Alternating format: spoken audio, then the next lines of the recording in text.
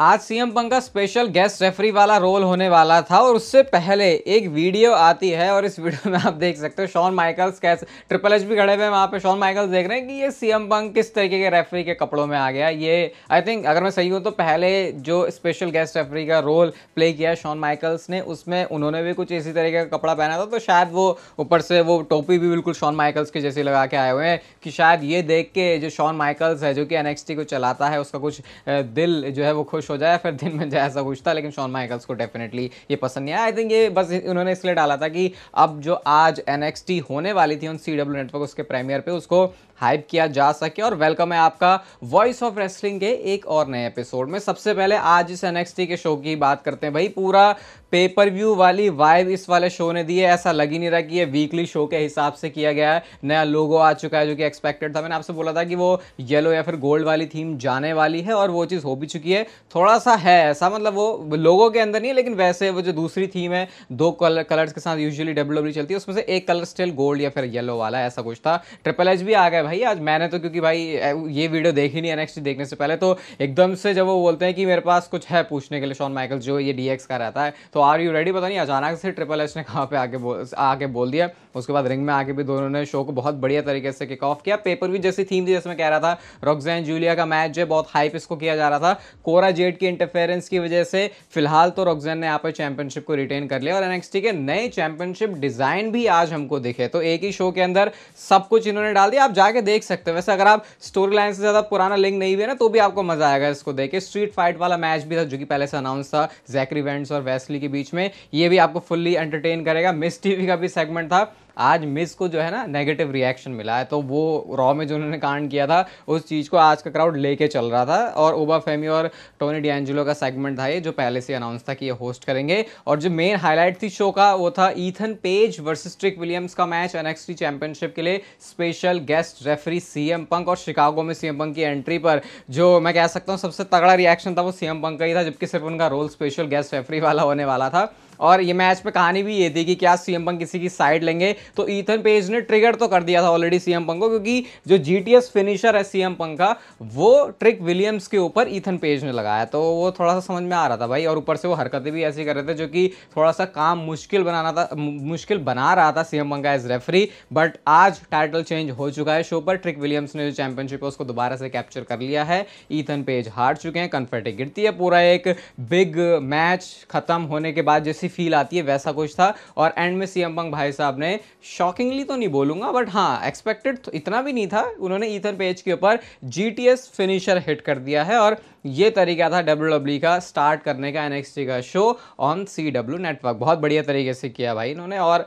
मुझे लगता है कि अब जिस हिसाब से ये बाकी मेन रोस्टर के सुपरस्टार के साथ मिलके एनएक्सटी के शो को बना रहे हैं, अब वो टाइम ज्यादा दूर नहीं है जब रॉ स्मैकडाउन की तरह, मतलब कहने को तो उन्होंने कह दिया है कि एनएक्सटी भी अब मेन रोस्टर से कम नहीं है, लेकिन वो वाली फीलिंग कहीं ना कहीं रहती है, जो कि जरूरी भी है, क्योंकि एकदम से तुम रॉ स्मैकडाउन नहीं लेके आ सकते, थोड़ी छोटी जगह पे पहले लेके आ सकते हो। लेकिन जब ऐसी चीजें करते तो लगता नहीं है कि किसी भी तरीके से डेवलपमेंटल टेरिटरी तो वैसे भी नहीं है, बट अब जो स्टेज है वो कुछ अलग लेवल पे जा चुकी है एनएक्सटी की, ऐसा फील हो रहा है इसको देख के। और CW नेटवर्क के ऊपर आई थिंक और नई हाइट्स तक जो एनएक्सटी का शो है वो आने वाले टाइम में जाने वाला है। आपने शो देखा तो बताना आपको शो कैसा लगा। बाकी जो मेन चीज थी वो तो मैंने आपको बता ही दी है।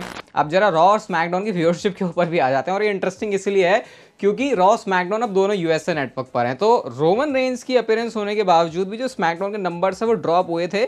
बट जब इस हफ्ते रोमन रेंस नहीं है तो नंबर्स इंक्रीज हुए हैं। 1.568 मिलियन व्यूअरशिप मिली है स्मैकडाउन को। और वही मंडे नाइट रॉ की बात करें तो भाई नंबर्स बिल्कुल अब सेम हो चुके हैं रॉ स्मैकडाउन के। उनकी व्यूअरशिप भी 1.516 मिलियन व्यूअर्स आती है, मतलब 1.5 ही है दोनों, बस थोड़ा सा स्मैकडाउन आ गया। और ये तो मैंने आपको पहले ही बोला था कि फॉक्स नेटवर्क के ऊपर वो स्पोर्ट्स वाली ऑडियंस है, फिर जो टोटल लोग देखने आते हैं फॉक्स के ऊपर शोज को वो ज्यादा ही होते हैं। और वो चीज अब दिख गई है, क्योंकि इस हिसाब से आप देखोगे तो ऑलमोस्ट 1 मिलियन व्यूअर्स जो है वो खो चुका है स्मैकडाउन जब वो अब आया है फॉक्स से यूएसए नेटवर्क के ऊपर। लेकिन आई थिंक अब वो मैट्रिक इतना मैटर नहीं करता WWE के लिए। करता होता तो फिर वो अपना जो नेटवर्क है उसको चेंज नहीं करते, पैसे वैसे कम वम लेके भी वो कुछ काम चलाते, लेकिन वैसा कुछ हो नहीं रहा इस समय। ब्रॉन स्ट्रोमैन को लेकर अनफॉर्चुनेट चीज हुई है कुछ, उनके जो ग्रोइन वाला एरिया यानी कि अपनी टांगों जांगों के आसपास आप मान सकते हो, शायद फिर से कुछ तो टीयर आया है और इसकी वजह से हो सकता है वो टेलीविजन से ऑफ चले जाए। भाई ये तो कुछ ऐसा ही हो गया कि इतने टाइम तक बंदे के साथ कुछ अच्छा हो नहीं रहा था, अब जब अच्छे होने की बारी आई तो फिर उसके साथ कुछ ऐसा हो गया कि अब वो टेलीविजन पर अपीयर ही नहीं हो सकता।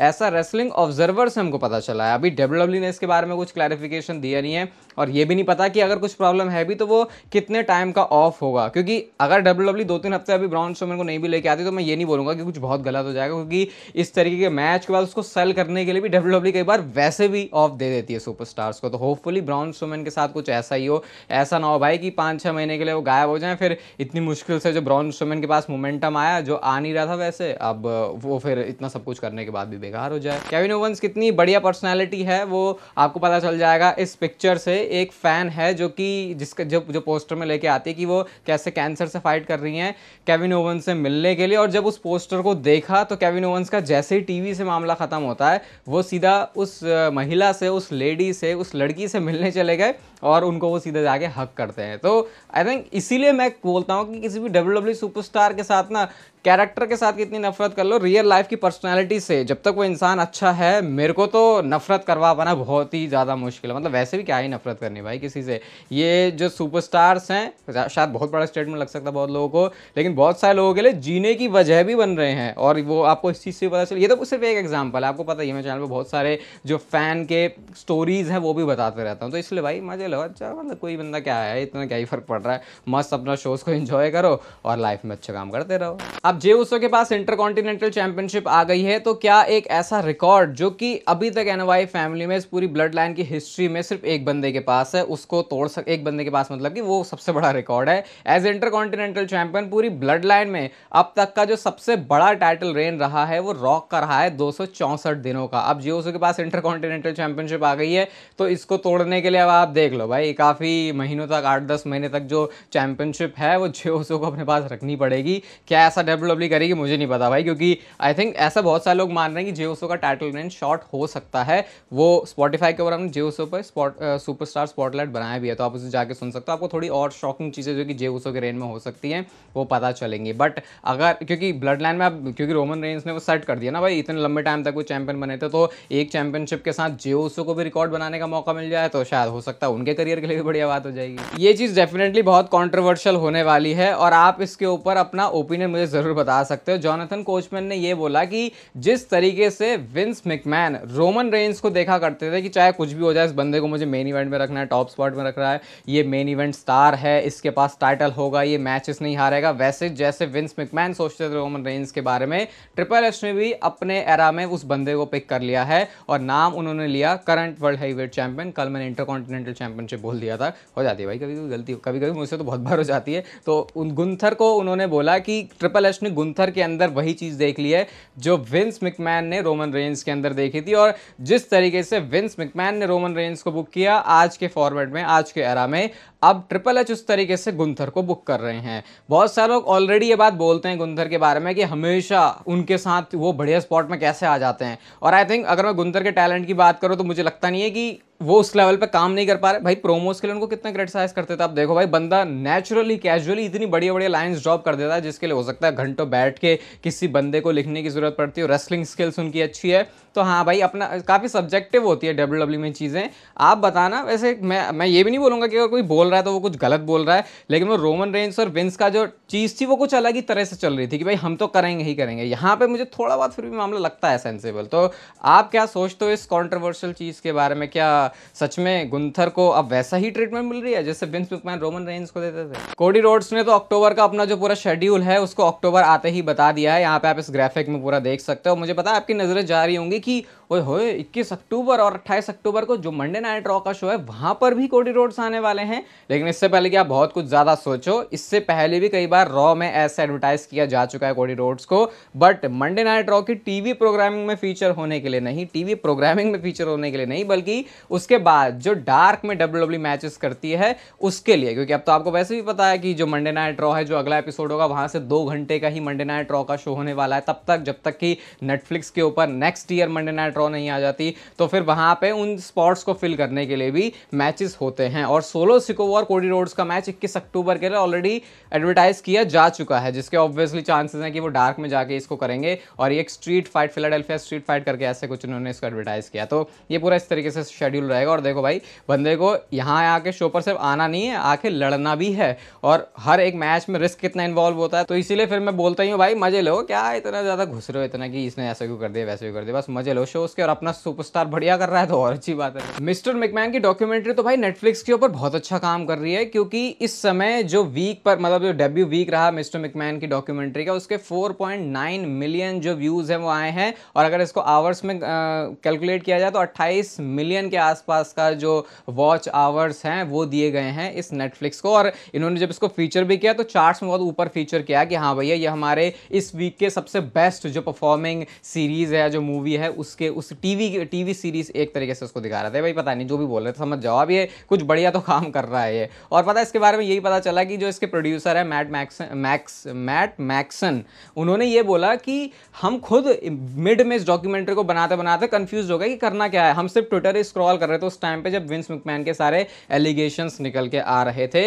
यहाँ एक बात मैं बोल सकता हूँ आपको कि इस डॉक्यूमेंट्री को मैं बना रहा हूँ तो वो बना ऐसे रहा हूँ कि सिर्फ आपको एक ही एपिसोड में इसका बनाऊंगा, और उस पूरे एपिसोड में आपको पूरी जो समरी है इस डॉक्यूमेंट्री की वो पता चल जाएगी। तो फिर वो 6 घंटे वाले जो सीन है, फिर अगर आप डॉक्यूमेंट्री नहीं देख रहे तो फिर रसल चैटर रोहित पंत है आपके लिए, वो भी बहुत जल्दी आ जाएगी। बस एक बार मुझे उन सारी चीज़ों को कंप्लीट करने दो। आपको पता है फिर मैं डॉक्यूमेंट्री के ऊपर डॉक्यूमेंट्री लेके आ रहा हूँ तो फिर वो कैसी होगी। बैड ब्लड में Roman Reigns and Cody Rhodes versus solo Sikoa and Jacob फाटू का मैच होने वाला है, और इस मैच से एक ऐसा स्पॉट डब्ल्यूडब्ल्यूई निकालने वाली है रोमन रेंस के लिए जो कि आगे उनको एक बहुत बड़ा मूवमेंट देने वाला है। आपको पता ही है जेकब फाटू एंड रोमन रेंस के बीच जो इंटरेक्शन है या फिर जो मैच है आने वाले टाइम में फ्यूचर के लिए, उसके लिए लोग अभी से बहुत ज़्यादा एक्साइटेड हैं। इसी वजह से वो स्टील केज मैच के अंदर भी एक प्रॉपर मूवमेंट दिया था। तो बैड ब्लड में कुछ ऐसा होने वाला है रोमन रेंस एंड जेकब फाटू के बीच में, जो मतलब डब्ल्यूडब्ल्यूई का मोटिव इस समय कुछ ऐसा है कि वो बैड ब्लड में ऐसी चीज दिखाएं रोमन रेंस एंड जेकब फाटू के बीच में जो कि क्लियर एक क्लियर एक साइन दे दे कि भाई ठीक है, जेकब फाटू एंड रोमन रेंस का एक सिंगल्स मैच डब्ल्यूडब्ल्यूई फ्यूचर के लिए प्लान कर रही है। और ये रोड टू रेसलमेनिया तक, अगर ये मैच रेसलमेनिया में नहीं हो रहा, जिसके चांसेस अब तो नहीं लग रहा कि कोई इतना ज्यादा इसके बारे में चीजें सुनने को मिल रही हैं, तो फिर रोड टू रेसलमेनिया के अंदर इस मैच को डब्ल्यूडब्ल्यूई बैड ब्लड के अंदर पूरा स्टैब्लिश कर देगी कि फ्यूचर के लिए है। अब यहाँ पे अगर आपको दिख जाए जेकब फाटू तबाही मचाते हुए रोमन रेंस के ऊपर तो वो भी पॉसिबल है, रोमन रेंस स्पीयर मारते हुए जेकब फाटू को तो वो भी पॉसिबल है। मतलब कि यहाँ से आपको एक वाओ फैक्टर वाला मूवमेंट तो मिलने वाला है, कंसिडरिंग जिस तरीके से डब्ल्यूडब्ल्यूई ने अब तक जेकब फाटो को बुक किया। और बाकी रोमन रेंस की बुकिंग तो हमको पता ही है। बैड ब्लड वैसे ज़्यादा भी दूर नहीं है, तो देखते हैं क्या खिचड़ी पकाएंगे दोनों सुपरस्टार्स मिलके। शेल्टन बेंजामिन के बारे में भी हमको पता चला है, जो कि अभी तक कुछ क्लियर नहीं था डब्ल्यूडब्ल्यूई से रिलीज होने के बाद वो क्या कर रहे हैं। अब रिपोर्ट आई है कि वो ऑल एलीट रेसलिंग में आने वाले हैं बहुत जल्दी, और MVP ऑलरेडी आ चुके हैं। बॉबी लैशली के रूमर्स भी सुन रहे हैं, बट मैं तो बॉबी लैशली को TNA में देखना चाह रहा था, तो शायद हर्ट बिजनेस जैसी कोई चीज़ आपको ऑल एलीट रेसलिंग में बहुत जल्दी दिख सकती है। और जाते जाते एक फोटो आपको मैं दिखाता हूँ, आप भी बोलोगे ये कहाँ से लेके आया मैं, तो रोमन रेंस की एंट्री पर आपको पीछे जेकब फाटू दिख रहे हैं। तो एक नया कोई तो कट डब्ल्यूडब्ल्यूई लेके आई है उस रेसलमेनिया की डॉक्यूमेंट्री वाली चीज़ से, और यहाँ पर जो रोमन रेंस ने अपनी एंट्रेंस करी थी, अब नोटिस ये किया जा रहा है कि भाई एक्चुअल में पीछे से जो बंदा खड़ा था वो तो जेकब फाटू थे, मतलब जेकब फाटू रोमन रेंस की एंट्री का पार्ट थे। तो यानी शुरू से ही रोमन रेंस को तो पता है कि OTC ओरिजिनल ट्राइबल चीफ कौन है, बट अभी अपने फायदे के लिए किसी रीजन की वजह से वो सिर्फ सोलो सिकोवा के साथ है। बाकी अगर आपको वीडियो अच्छी लगी भाई तो इसे लाइक कर दो, चैनल को सब्सक्राइब कर दो ऐसे और मस्त वीडियोस के लिए, और तब तक लेते रहो जिंदगी के मजे।